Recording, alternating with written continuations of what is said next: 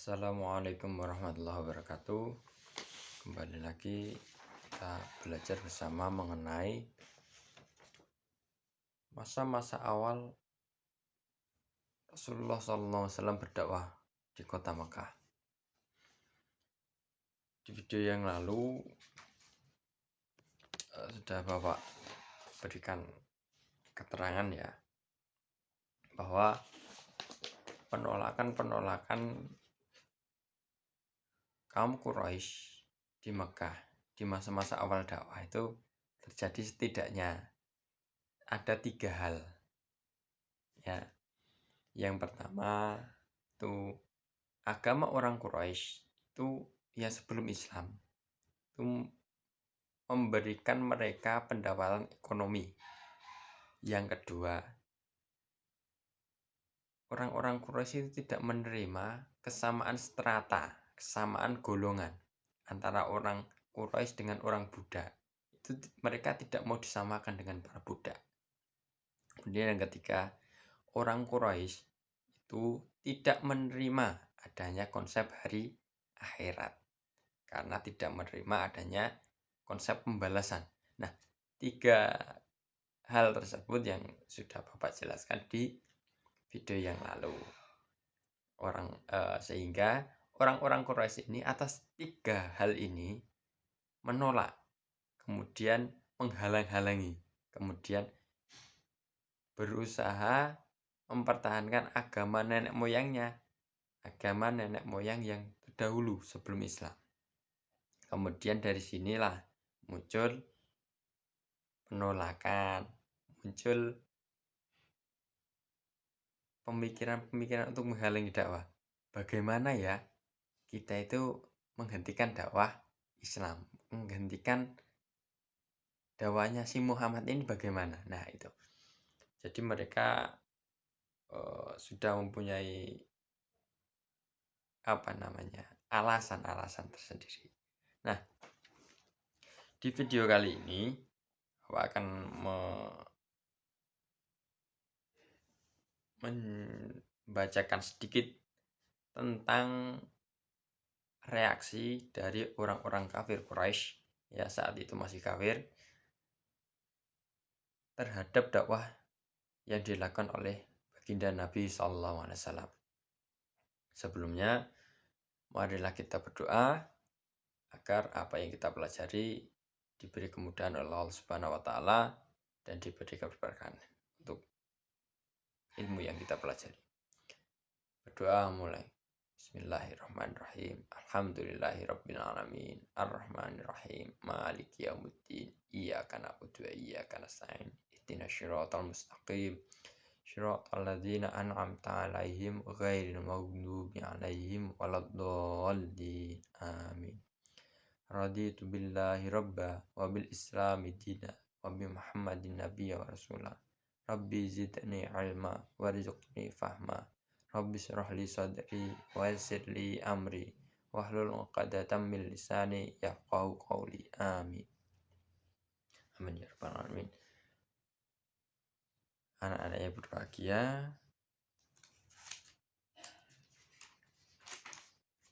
jangan lupa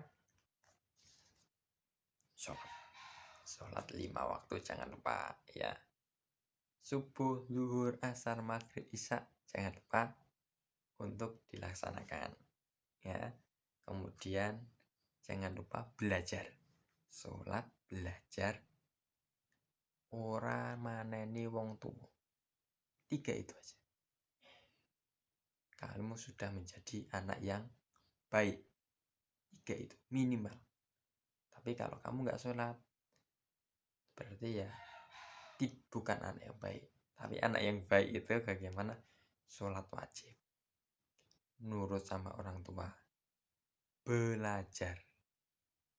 3 ini kamu sudah menjadi anak yang baik. Nah itu. Kembali ke dalam pembahasan kita. Saya menggunakan bukunya Sirah Nabawi Syafiur Rahman Mubarakfuri. Nanti link download untuk buku ini, karena buku ini itu ada versi PDF ya, itu ada di deskripsi, nanti bisa di download untuk anak-anak ya. Kemudian hanya saja untuk PDF dan buku cetakan ini itu berbeda, karena berbeda penerbit mungkin ya. Nah, diawali dengan dakwah terang-terangan. Dakwah terang-terangan ini diawali dengan sebuah ayat. Ayat itu bunyinya cukup keras ya, dengan nada cukup keras ya, dengan nada tegas mengatakan A'udzubillahi minasyaitonirrajim. Bismillahirrahmanirrahim. Fasta' bima tu'maru wa a'rid 'anil musyrikin. Al-Hijr ayat 94. Nah, di sini nanti diingat-ingat. Ayat untuk dakwah secara terang-terangan itu Al-Hijr ayat 94. Berbeda dengan ayat di mana Nabi Shallallahu Alaihi Wasallam diangkat menjadi Nabi pertama kali. Wahyu yang pertama adalah Al-Alaq ayat 1 sampai 5.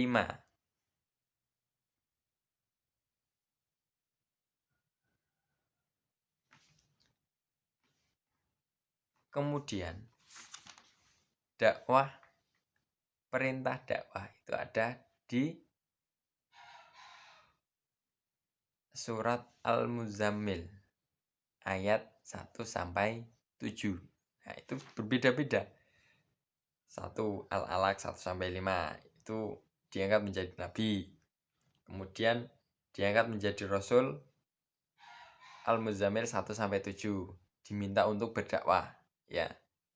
Kemudian setelah berdakwah secara syiriah, diminta untuk berdakwah secara terang-terangan di ayat Al-Hijr ayat 94 ya.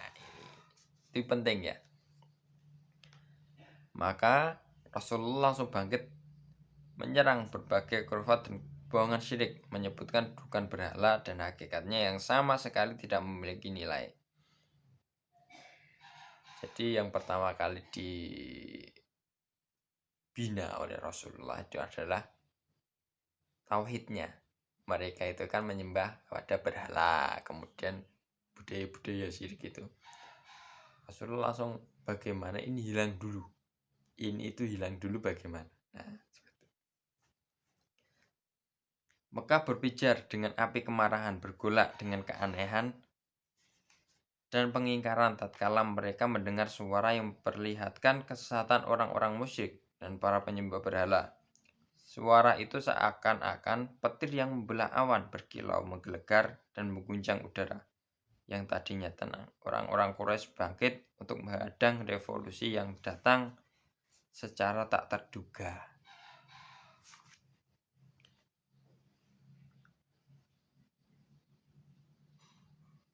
Nah, ada beberapa cara ya, ada beberapa cara yang dilancarkan oleh kaum Quraisy ketika Nabi Shallallahu Alaihi Wasallam mulai berdakwah secara terang-terangan.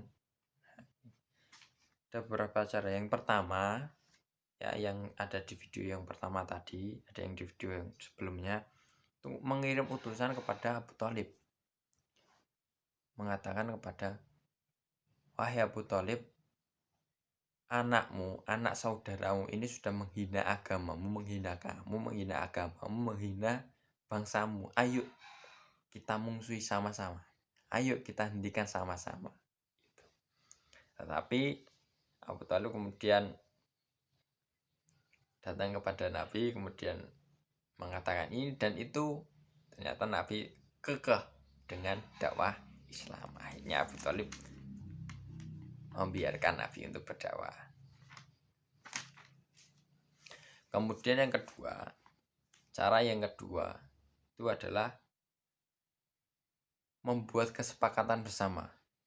Jadi Nabi itu berdakwah secara terang-terangan itu hampir mendekati musim haji.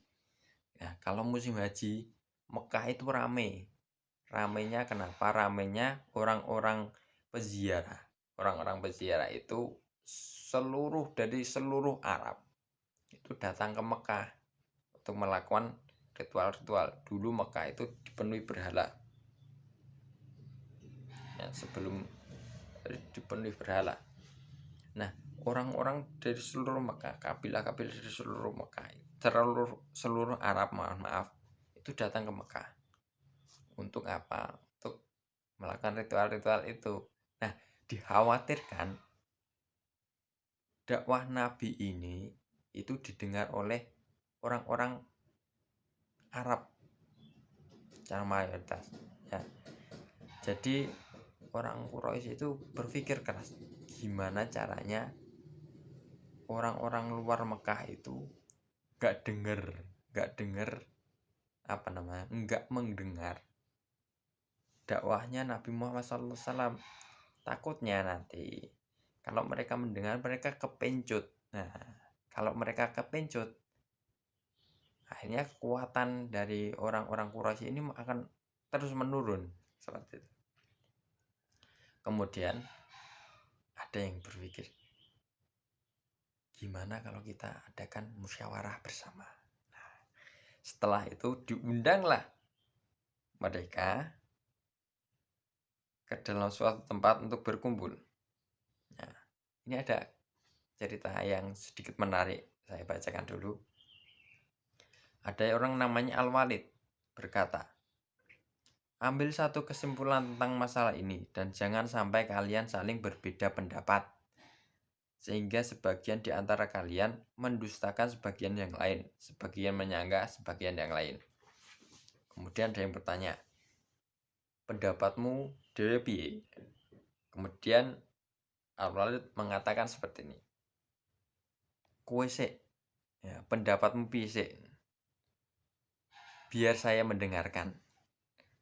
Kemudian ada yang menjawab, boten, tidak, demi Allah, dia Muhammad itu, orang-orang Quraisy itu membicarakan Nabi Muhammad SAW. Dia Muhammad itu bukan seorang dukun, kudu senes dukun.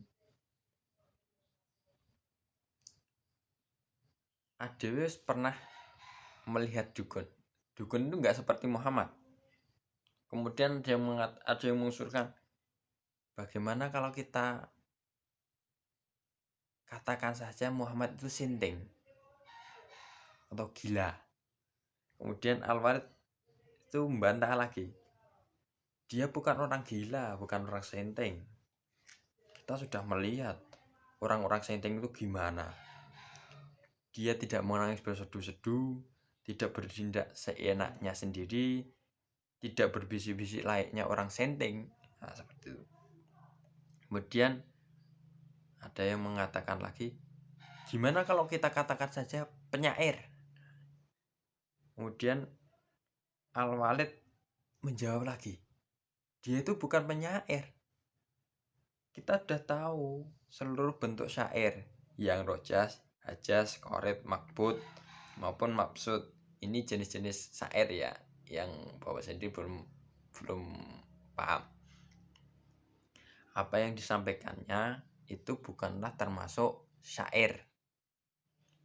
Kita katakan saja dia penyihir. Nah, Al-Walid bilang lagi, dia bukan penyihir. Kita sudah melihat para penyihir dan mengetahui sihir mereka, dan dia tidak berkomat kamit dan tidak membuat buhul layaknya penyihir, tali buhul layaknya penyihir. Itu loh di ayat Al-Falaq. Al-Falaq itu kan ada berlindung dari wanita yang meniup bulbul. Itu artinya berlindung dari sihir ya. Kalau begitu kita harus katakan apa? Demi Allah, kata Al-Walid, perkataannya benar-benar manis, pangkalnya benar-benar cerdik, dan cabangnya benar-benar matang. Tidaklah kalian mengucap sedikit saja dari perkataan tersebut, melainkan dia mengetahui bahwa itu bukanlah hal yang batil. Hal yang batil itu hal yang buruk. Namun sebutan yang paling mirip untuk dia, hendaklah kalian mengatakan sebagai penyihir. Dia datang membawa sesuatu perkataan menyerupai sihir yang bisa memisahkan antara seorang dengan bapaknya, seorang dengan saudaranya, seorang dengan istrinya, seorang dengan kerabat dekatnya, sehingga kalian terpecah belah karenanya. Nah, di sini akhirnya mereka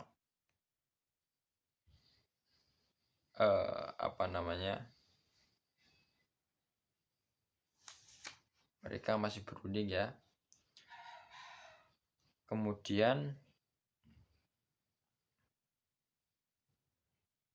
akhirnya disetujui pendapat dari Al-Walid ini, mengatakan Nabi Muhammad itu seorang penyihir yang ucapannya itu dapat membingungkan seseorang. Itu usaha untuk melakukan fitnah ya, fitnah terhadap Nabi Muhammad SAW.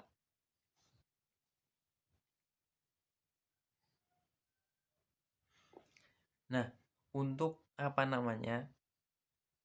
usaha orang-orang Quraisy ini, Allah Subhanahu wa taala itu menurunkan wahyu, yaitu di surat Al-Mudaththir dari ayat 11 hingga ayat 26. Bismillahirrahmanirrahim. Innahu faqqara faqaddar faqul kaifa qaddar thumma qutila kaifa qaddar thumma nazar thumma abasa wa basar thumma adbara wastakbar faqala in hadza illa sihrun yu'thar in hadza illa qaulul bashar, yang artinya sungguhnya dia telah memikirkan dan menetapkan apa yang ditetapkannya, maka celakalah dia. Bagaimana dia menetapkan, kemudian celakalah dia. Kemudian dia memikirkan, sesudah itu dia bermasa muka dan merengut. Kemudian dia berpaling dari kebenaran dan menyombongkan diri. Lalu dia berkata, Al-Quran ini tidak lain hanyalah sihir yang dia pelajari dari orang-orang yang dahulu. Ini tidak lain hanyalah perkataan manusia. Itu tuduhan orang-orang Quraisy. Kemudian itu ya beberapa cara. Pertama tadi bujuk rayu, kemudian fitnah.